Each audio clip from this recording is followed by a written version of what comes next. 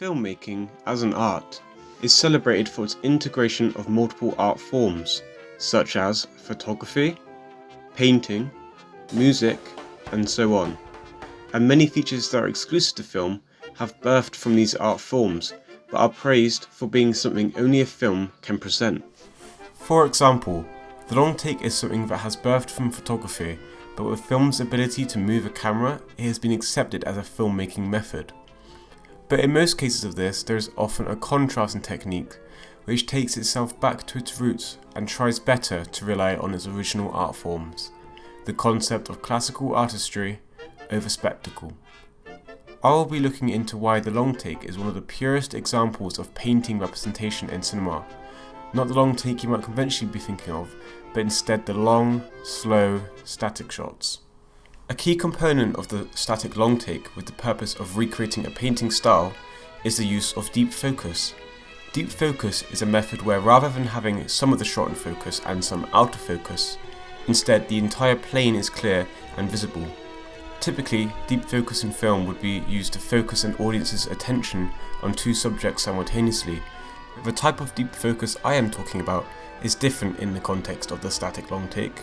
Within these shots, there is generally no proper subject, yet everything is in focus. This method is something that is shared with painting as an art form, particularly the Renaissance style with its layering. The effect of deep focus being used like this means that the focus is not manipulated, and so it is up to the human eye to decide where to look and observe, and therefore creating another layer to the plane, where the audience can appreciate the composition on their own. Generally, the static long take is about letting the observer be independent and, in a way, be the camera themselves. John Rhodes and Brian Price interpret the vision of director Michael Haneke, who frequently uses the static long take. The long take slows down the film's and the spectator's metabolic processes, such that drama eventually dies from starvation. Once drama dies, vision begins. This is in reference to how an audience digests pacing in film. If the film presents nothing but a long static shot, immersion and entertainment will be contained within the finer details, like the composition, lighting, and colour coordination. As soon as drama is not distracting you, your own vision begins. This shows very clearly within Jeanne Dielman. Because the drama is so insignificant, the attention is forced on the small details in the performance. The film requires patience and attention to truly understand the character. The long takes in Jeanne Dielman also help emphasize the struggle that she is going through, which, if you haven't seen the film, is her constant daily routines to avoid grief. You can see on screen the protagonist descending into madness as she attempts to entertain herself with sugar cubes, which of course would not be as prominent if distracting visuals dominated the scene. The emotions are very much reflected into the filmmaking itself, especially the static long take and the pacing that comes with that. Margulies touches on how the pacing and rhythm of the cutting is relevant to the character, which, as I discussed, is the prime purpose of the filmmaking used in Jeanne Dielman. When Jeanne closes the door after a client, her hair is tousled and the potatoes have burned.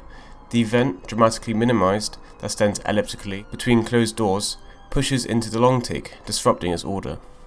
To put the argument simply, I am going to boil down the key features of a painting, particularly in the Renaissance style, and acknowledge how they appear in the practice of the static long take.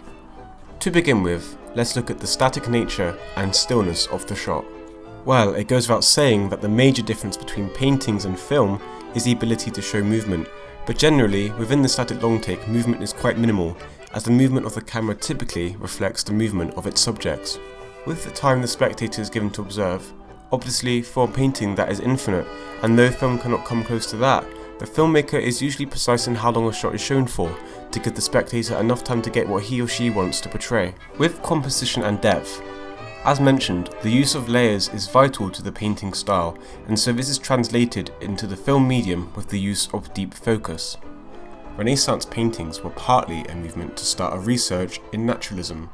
Generally speaking, the films that we can associate with the static long take also tried to capture naturalism with its observational style as discussed previously. Overall, we can see these 5 characteristics are recurring throughout the two mediums, despite them being conventionally opposite, and so I am at liberty to conclude with my original point. that the static long take is the closest example to the painting form in cinema, and I personally hope to invest myself in more art as a whole so I can incorporate multiple forms into my filmmaking as a film student. The significance of other arts in film only leads to the question, what forms will birth from film? Or maybe that has already begun.